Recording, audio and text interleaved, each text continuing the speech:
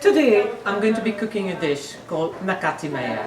It's very difficult to pronounce it maybe, but it's two very basic ingredients which are chicken and corn and of course Philadelphia cheese.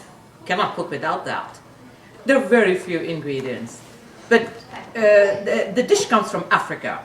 And that's when my parents used to travel to Africa that they used to eat this.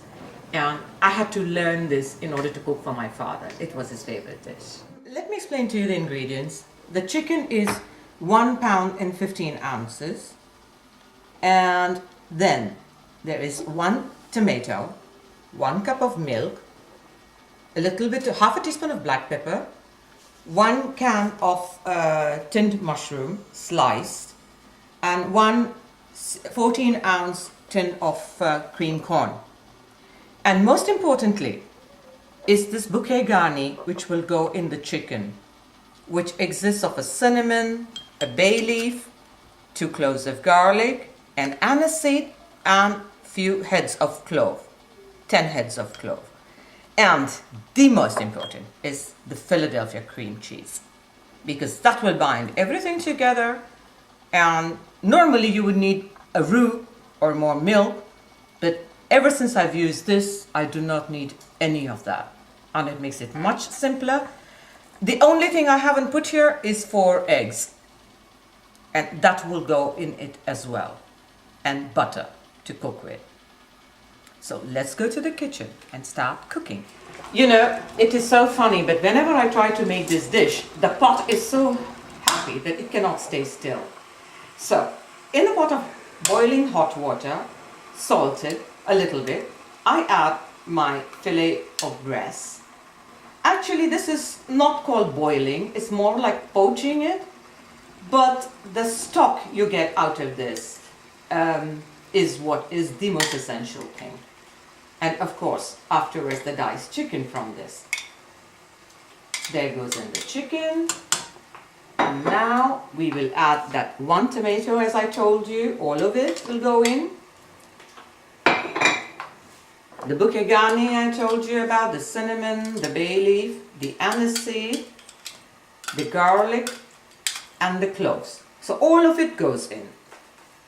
And last but least are the pepper. Since I have already salted the water, I will not add any salt at this time. That's it, just some pepper, and we will cook this for 20 minutes. Now, the chicken is boiled for about 20 minutes. I've taken the chicken out and shredded it, and let the stock, continue the stock to cook in order to reduce and be able to use the stock. I'm going to start with the butter and add the sweet corn in it, and wait for a while until the sweet corn is cooked. Come to the point with the butter and the corn, and corn is nearly tender. It's time to add the sliced mushrooms. There we go. I told you the quantity is a small tin of mushrooms. And at the same point, we will add our shredded chicken, which looks like that, cut into, not shredded, but I think bite size, which will go in as well. They all have to take the flavors of each other, especially the corn. And then of course the cheese predominantly.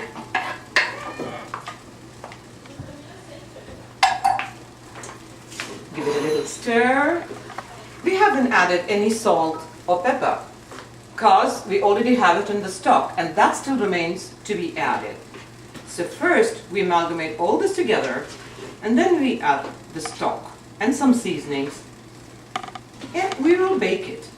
Now is the time to add the stock in. And guess what? I am not straining the stock first, but I'm straining it directly into the pot, because that keeps my stock cooking a little bit, and I can use a little later some more stock because it's full of all the flavors.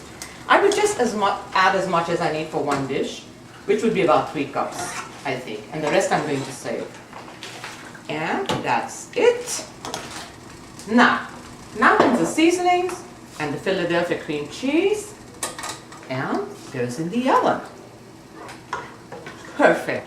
Now, as you can see, I'm going to start adding the Philadelphia cheese. I haven't seasoned it as yet because I can still smell the and the seed and the cinnamon, and I'm going to taste it last before putting it in the oven. Because before the cheese, it'll be too premature to add any salt. So we go ahead, add some cheese, which will be about 3/4 of the whole bar. I would like to put actually the whole one, but hey, let's see how much it needs. I had told you earlier in the ingredients that I have 1 cup of milk, and that is reserved. I will see if it really needs it. Then I shall add it, because it's ready to go into the oven in 3 minutes. So we're going to let it cook for 3 minutes and taste it. Now, I know it's going to shock you guys a little bit, but this is a little secret that I have. I'm going to add some onions and cashew nuts. I know it's not done, but I do it, and that's why my dad liked it, and that's why I want to share it with you. It goes there, just like that.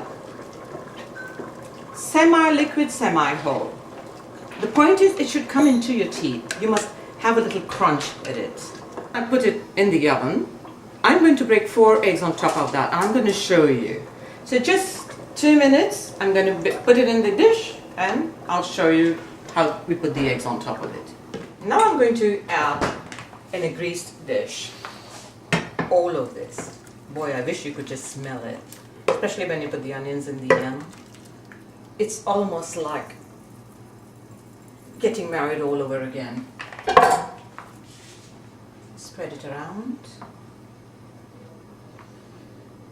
like so, and the last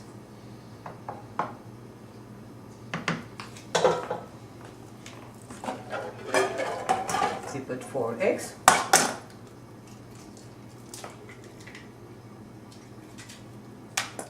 Now, when you put the eggs in, you must always remember they float all over the place. Needn't worry, that is the biggest object of it.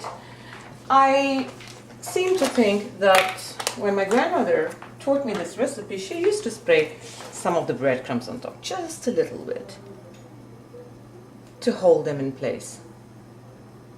Just a little bit, like I said, because you don't want to stuff everything with breadcrumbs. That's it. Now, in the oven for 20 minutes, and voila, we'll enjoy it. So, you see, after 20 minutes, the dish has come out.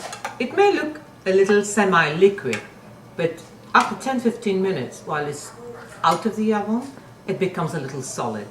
And guess what? You get to take your egg, the chicken, the dry sauce. I think all I need is a good glass of white wine, and I'm good to go. Bon appetit!